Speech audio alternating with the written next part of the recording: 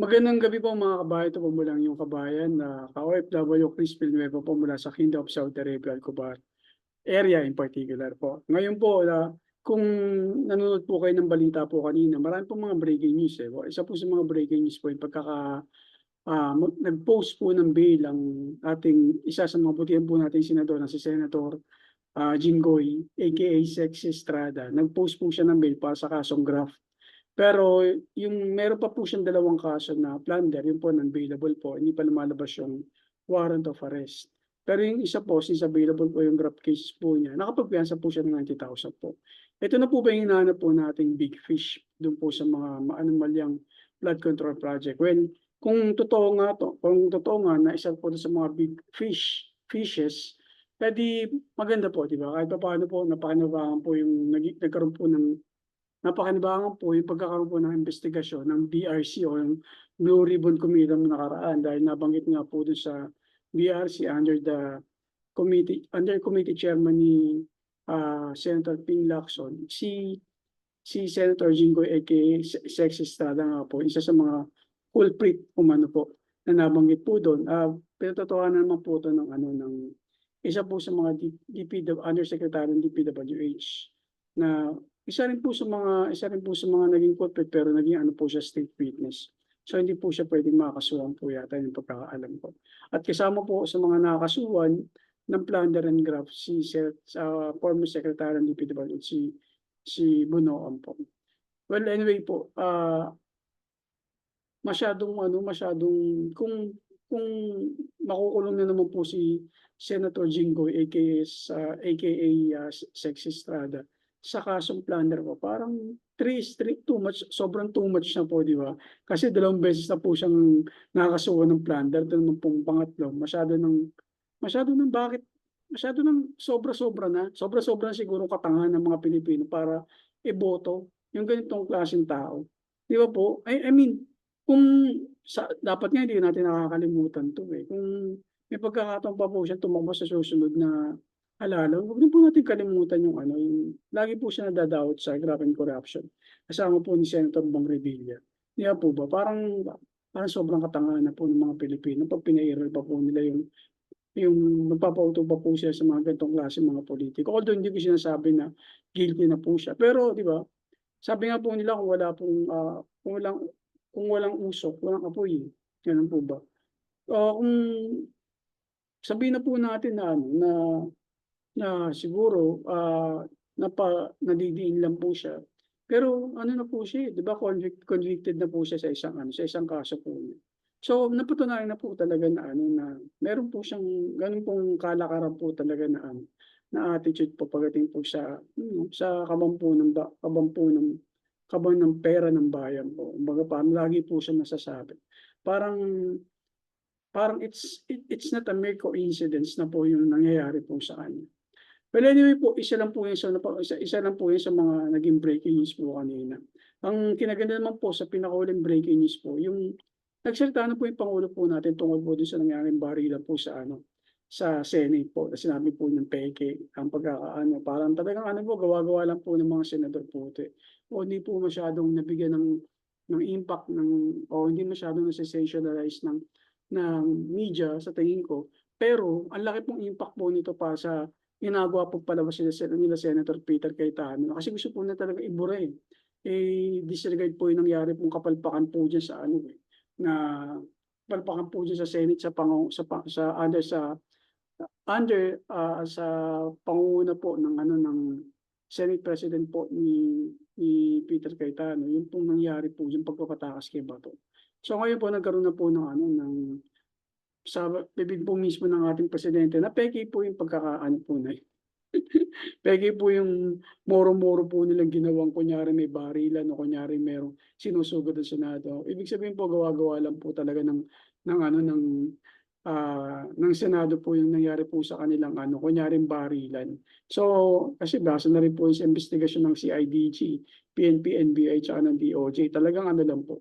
Talagang gawa-gawa lang po nila para mapakawalan po nila si Bato. Yan naman po yung pinatotohanan din ng CIDG na ang araw din po na yun o kahapon po yan, nagsampa po sila ng kaso laban po kay Senator Bong Revilla, Senator Robin Padilla, sa asawa po ni Bongo, 'di ba? Mga ano po 'yan, eh, mga kumbaga parang obstruction of justice. Isa sa mga alalay po ni Senator Robin na pulis na babae, pulis po ba o bodyguard po yata o security po. At gano'n din po yung tsuhi ni Senator Robin Padilla. So 'yan po yung mga kaganapan po kanina na sinabihan po ng presidente na peke po.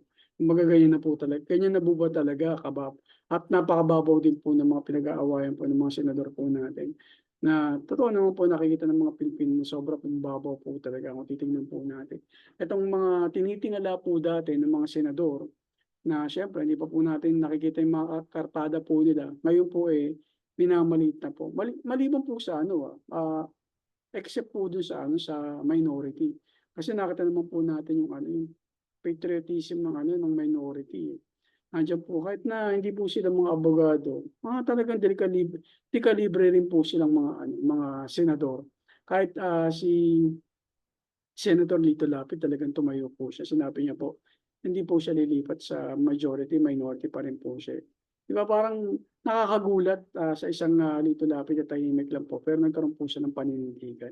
Sana ganun din po yung mangyari sa ibang mga matatagal na pong senador, 'di ba, utang na loob, huwag niyo pong sayangin yung tagal niyo pong panunungkulan bilang senador. Kayo po yung pangatlo sa pinakamataas na ano, na posisyon po sa gobyerno, and yet pinababa niyo po ng husto ang ano, ang Senado sa ginawa niyo pong mga 'yan, katarantaduhan. In particular po si Senator Loren Legarda. Masyado na hindi na siguro hanggang diyan na lang po talaga kayo sa pagiging Senate, senador kasi masyado ng basang-basa po yung ano niyo, yung alam niyo po yung papel niyo po. Kaparehas kayo ni ano, ni Chis Escudero na nangangarap siguro kayo maging presidente o vice presidente, pero hindi na po makakalimutan ng tao yung parang sabi nga nila parang political butterfly po kayo, eh. Kung saan po yung malakas, saan po kayo tatanong, parang gano'n nga po. Pero gano'n pa man po, meron pa rin pong ibang naniniwala po sa inyo, they're still giving you a chance na i-redeem po yung sarili po ninyo. Eh, gawin niyo pong tama, tama po. Kasi sa panahon po ngayon, hindi niyo na po matatago yung ano, yung ginagawa po ng majority. Na ang kinakapihan lang po ay isang pamilya po para mapagtakpan po. And yet, most of the majority member right now, may mga kasong kinasasangkutan. Plunder, ah, parang plunder, tapos yung yung sa ICC, 2 senador po yan, sa plunder 3 po yata o 4. Tapos yung sa ano naman, yung meron pang 2 magkapatid, yung sa inside trading, 'di ba po? Yung parang manipulation inside trading po.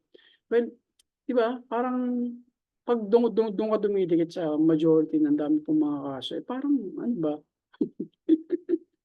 parang kahit hindi ka nangangalingaso sa ano, sa baho, parang sasama ka po, 'di ba? Sabi nga po nila, yung isang bulok na kamatis 'pag sinama mo sa matitinong kamatis, lahat po yun mabubulok. Eh, what more kung maraming bulok na kamatis, tapos sumama yung matinong kamatis, eh, di lahat kayo mabubulok, 'di ba? Parang parang hindi po yata, parang hindi po tama yata yung pag-iisip po ng mga nanggaling po before sa majority na naging, na lumipat sa minority na naging majority po. Parang hindi po naging tama yung attitude po nila. Pero minsan po gano'n po talaga yung politika, eh. Si Loren, parang wala po siyang natutunan bilang ano, bilang journalist po o broadcaster, 'di ba? Dapat po nandun po siya talaga palagi sa ano, isa po yung ano, gusto ng mamamayan na makita na kung paano po kayo nakilala na matapang na di kalibreng broadcaster o newscaster o, journalist. Dapat dun po kayo nag-stick, eh. Hindi po yung nag-stick po kayo sa pagiging ano niyo po, parang balimbing po ba. Kung sino po yung malakas, dun po kayo ano, dun po kang kakampi. Tapos yung sa sobrang talino naman po ni Chis, ginawa po niya ng paraan para maging stupido po yung mga Pilipinong nakikinig po sa kanya. Dati po maraming mga estudyanteng bilib kay Chis, dahil nga po, magaling magsalita. Pero later on po, nilamon din po ng sistema, eh. Hindi na po siguro maibabaon ni Chis Escudero yung career niya kahit na even Heart before, 'di ba, kung napansin po natin talagang affected po siya dun sa patigos po kay Chis, eh.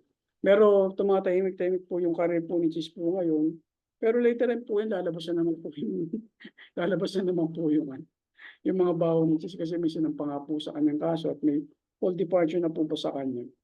Ah Parang alam ko may home departure order na po sa kanya, tungkol nga dun sa asset plan, nga rin sa ano, sa manumalyang, donation po sa kanya, campaign donation katulad po ni Senator Marcoleta. Pero right now, napagtuunan po natin pansin na gumagana na po yung ano, justice system po natin. Sisimula na po na masampahan po ng government po natin yung mga sangkot po doon sa flood control project na napaka-anomalya. Una po dyan, si Senator Sexy Estrada, si Senator Jinggoy Sexy Estrada, sabi po nila. Hindi po sa akin galing yun. Sa ano po yun, sa mga nababasa po natin sa mga Facebook. Tinatawag po sexy si Senator Jinggoy. Hindi ko po alam kung bakit yung tawag siyang sexy. Well, anyways, makikigaya na lang po tayo sa pagiging sexy po niya. Ganda naman po yung katawan ni Senator Jinggoy. Tapos, since nakapag po siya, fight po siya ng bail dahil sa kaso niya pong graft, meron pa pong siguro bukas o bago mag-Lunes, isave na po sa kanyang warrant of arrest po niya para sa plunder, which is non-bailable po. Sabi naman po ni Senator Lacson, within 48 hours, may siserve po yung yung warrant of arrest po niya tungkol sa plunder. So, tingnan natin kung makukulong po siya bukas o sa linggo o bago po mag-Lunes, kung makukulong po siya at magiging classmate niya na po si Senator Bong Revilla. For now, yun lamang po yung magandang balita bukod po dun sa sinabi po ng ating Pangulo na pegi po yung nangyari pong parang sa ganun.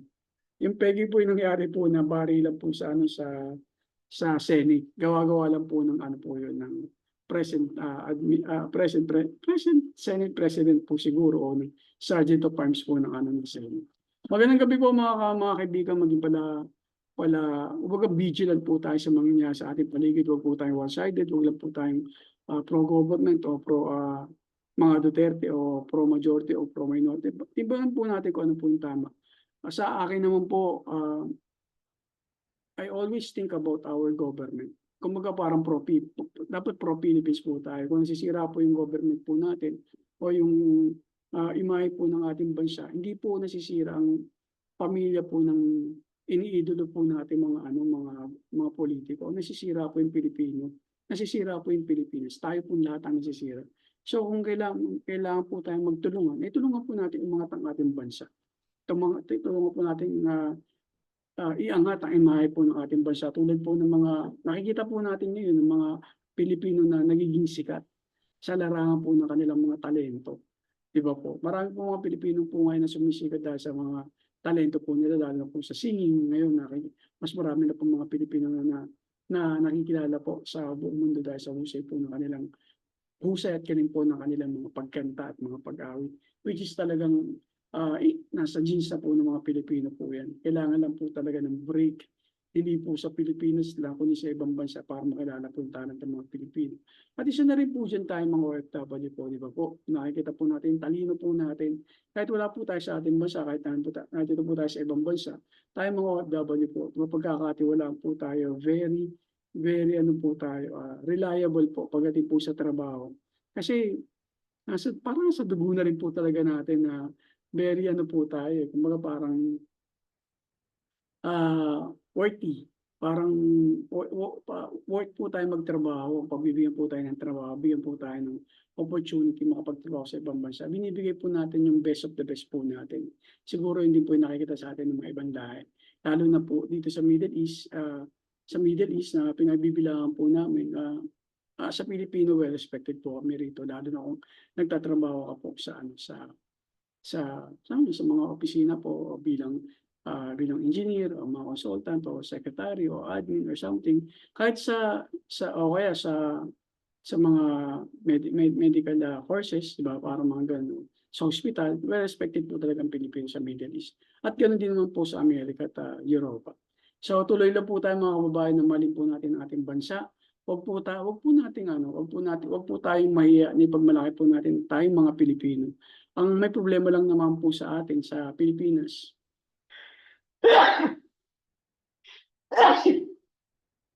Sorry po, na-aching po ako. Ang problema lang naman po sa Pilipinas ay yung gobyerno po natin. Yung mga politiko po natin. Pero ang Pilipinas, wala pong problema.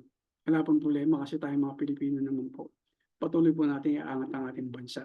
para sa atin at para sa kinabukasan o sa bagong henerasyon ng mga Pilipino, na ingrained na po sa atin 'yan ng mga Pilipino po talaga is worth fighting for. Sige po, magandang gabi po. Ito po muli ang iyong, co-OFW, Chris Villanueva po mula sa Kingdom, Saudi Arabia po. Magandang gabi po at peace.